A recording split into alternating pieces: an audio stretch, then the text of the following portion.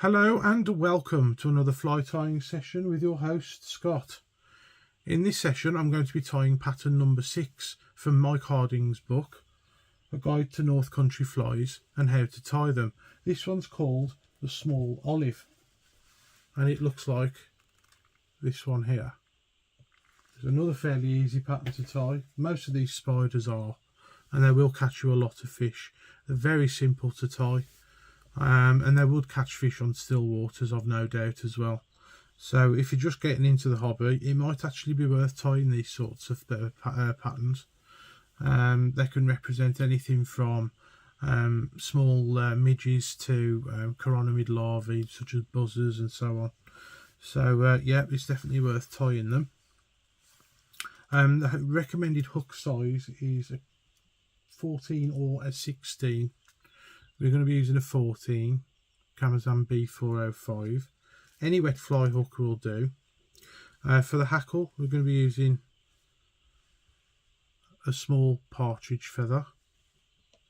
And for your tying thread and the body, we're going to be using a light olive Uni-Thread in 8/0. Excuse me. The original thread was Pearsall's yellow silk number 4, lightly waxed to give you that olive colour, but luckily I've got some that's the right colour anyway, so we're going to go with that. We're going to come in at the eye and bed the hook with close turns. Now in the book it stops there, we're not going to be stopping there. If you want to tie it that small, do it on the size 16, is my opinion. I don't see the point in tying a fly on half the shank of a hook. So we're going to take it up to there, and when you let it dangle, it's in between the point and the barb. Then I'm going to bring the thread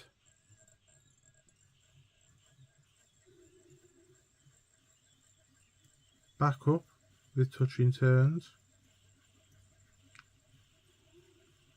So about a head length away from the eye.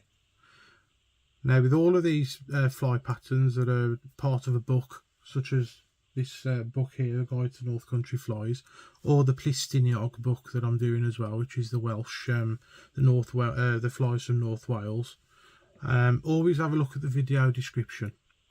The original text from the book is in there. There's also links on where to buy the book.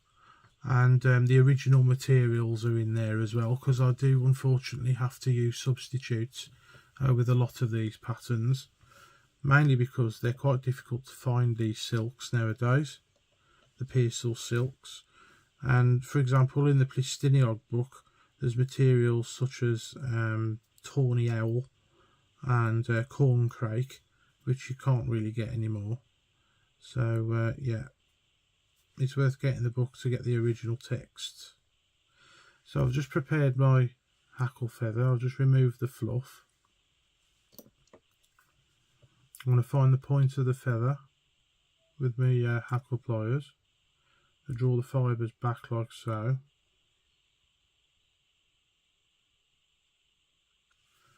And then we're going to tie it in.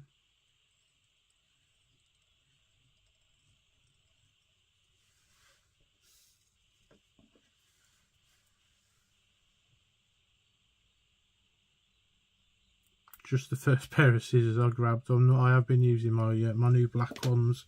I'll show you those now. These are in gunmetal grey, and at £3.60 odd a pair, you can sort of afford to almost throw them away. They're almost disposable at that price, and then better than your the ones that you'd pay 30 quid for. Anyway, so we're going to wind a very sparse hackle of this partridge feather. It's literally going to be one turn.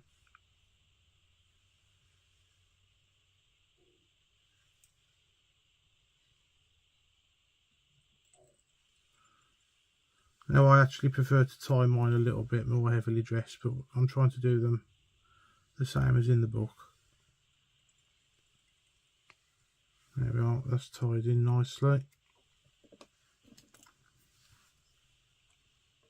I'm going to come in and remove the excess feather.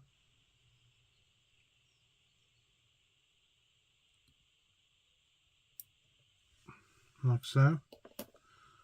Now there is a fibre or two going forward, just brush those back and start to form your head.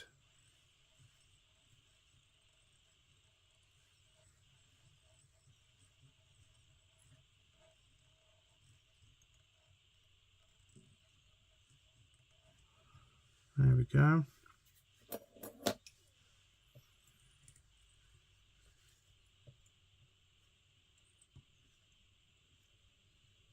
A whip finish.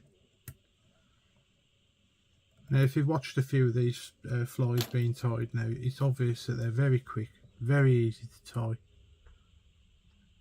And you can fill a box up pretty quick with these patterns. And let's face it, when you fish in a river, there's a good chance you're going to lose flies quite regularly. So you don't really want to be spending too much time tying them to then just wrap it around a rock or chuck it up a tree. So just use a brush just to bring the hackle back out again. Let's have another look at the picture.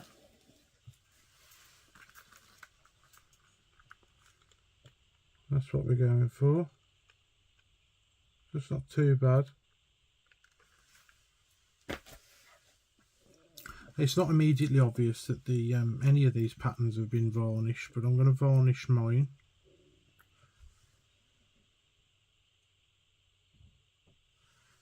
Now once this collection is tied, same with the Plistiniog one, they're going to be put up for auction.